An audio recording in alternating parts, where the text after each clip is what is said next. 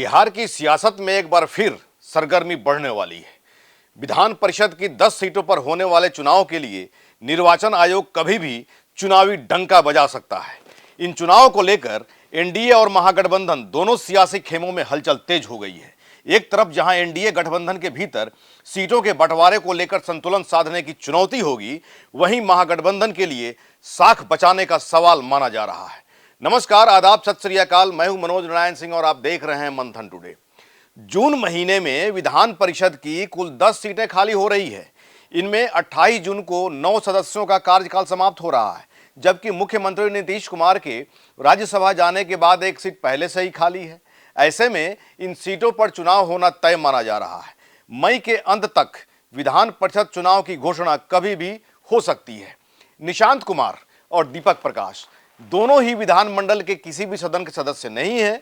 अब मंत्री पद की शपथ लेने के बाद 6 महीने के भीतर इन्हें एमएलए या एमएलसी बनना होगा, नहीं तो इनका मंत्री पद चला जाएगा। ऐसे में आने वाले विधान परिषद के चुनाव में दोनों को एमएलसी चुनाव लड़वाने की तैयारी हो रही है, मतलब कि इन लोगों को एडजस्ट कर दिया जाएगा। नीतीश कुमार ने विधायक का चुनाव लड़ना लंबे समय से छोड़ दिया था।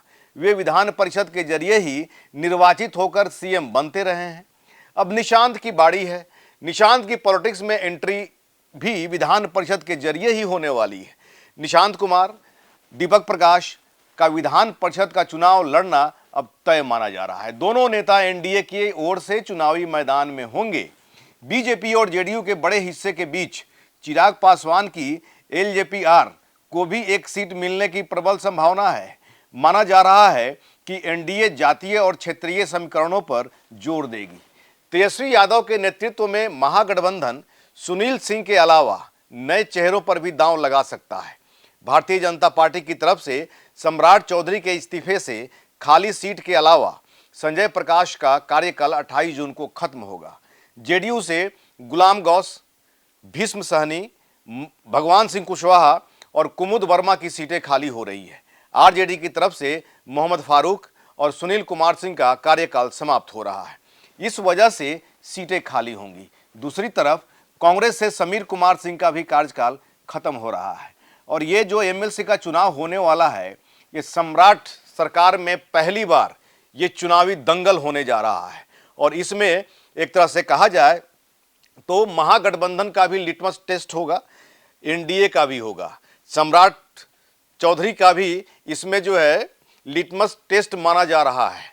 और जिस तरह से सीटें खाली हो रही है, इसमें एक सीट के लिए 25 वोट की जरूरत है, मतलब कि 25 एमएलए इसमें वोट देंगे एक सीट के लिए।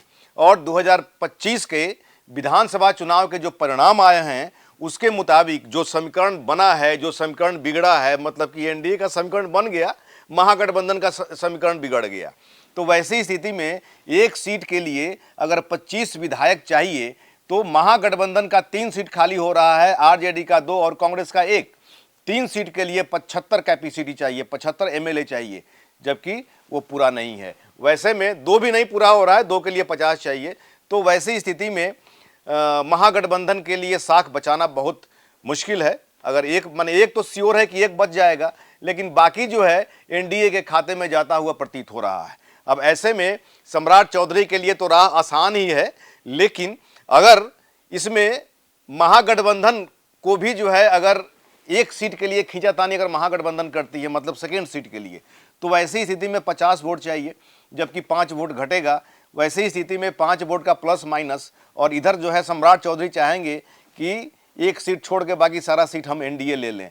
तो ये दोनों तरफ तेजस्वी यादव और सम्राट चौधरी के लिए लिटमस टेस्ट माना जा रहा है। आने वाले समय का इंतजार करिए, चुनाव आयोग कब जो है चुनावी डंका बजाता है और उसके बाद में चुनावी दंगल शुरू हो जाएगा। ऐसे ही खबर देखने के लिए देखते रहिए मंथन टुडे। हमारे चैनल को लाइक करिए, सब्सक्राइब करिए और अधिक से अधिक लोगों तक शेयर करिए। बहुत बहुत शुक्रिया।